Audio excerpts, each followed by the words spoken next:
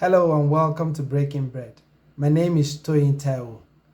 2 weeks ago, I started to look at the first book of Timothy, and we looked at chapter 1 and 2 in the following week. Today, we're going to look at chapter 3, which Paul begins with a profound statement that whoever desires to be an overseer desires a noble task, which means that being an overseer or being a leader in your local assembly is less about ascending to positions of power and authority and more about descending into service, taking up a task. It is work. It is not power or authority.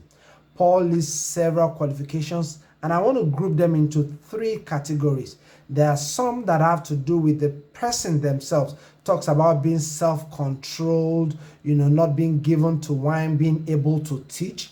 There's a second category that relates to how this person is in their family life. Talks about being faithful to their wife, talks about being able to manage their own household. And then the third set of categories relate to how they are perceived by outsiders. He said that they must be respectable, which is a function of how people perceive them. He also said that they must have a good reputation with outsiders. Why is this important? It is not so that we can pander to what people say or think about us. Rather, it is to demonstrate that when we live out our faith, those in our immediate community, starting from our family, they see it. They can feel the impact of our faith. So as we grow up in our faith as believers, the people who can truly speak to it are the people who either live in the same household with us or who engage with us regularly in the same community.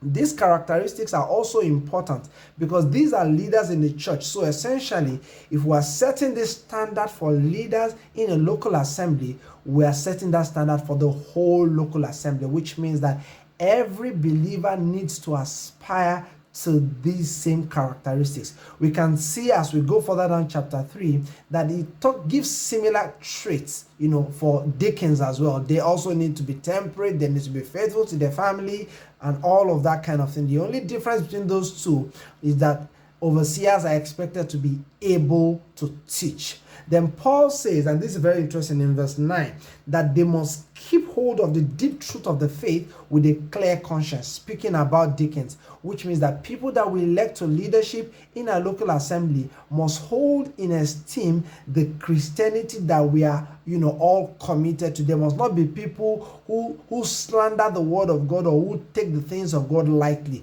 There must be people truly committed to it, and so we can then commit to them the assembly. Verse 13 then says that those who have served well gain an excellent standing, which means that there is a gain to be gotten from serving, whether as a deacon or as an overseer in your local assembly. There is a benefit. It is not just all work, and the benefit is that we become more assured and confident in our faith.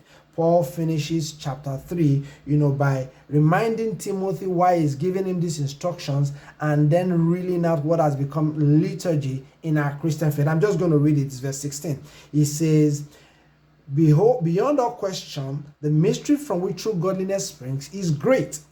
He appeared in the flesh," talking about Jesus Christ, "was vindicated by the Spirit, seen by angels, preached among the nations, believed on in the world, and taken up into glory."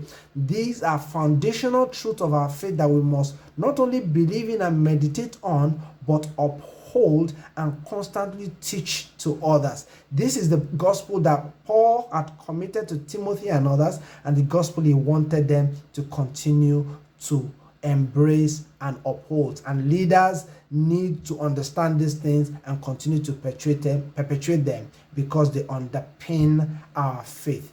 Thank you very much for taking time to watch this video. I hope you've been blessed. To get more insight, I encourage you to go back to the Bible, chapter 3 of 1 Timothy, and read some more, and I'm sure you will be blessed. Until I come your way again next time, stay blessed.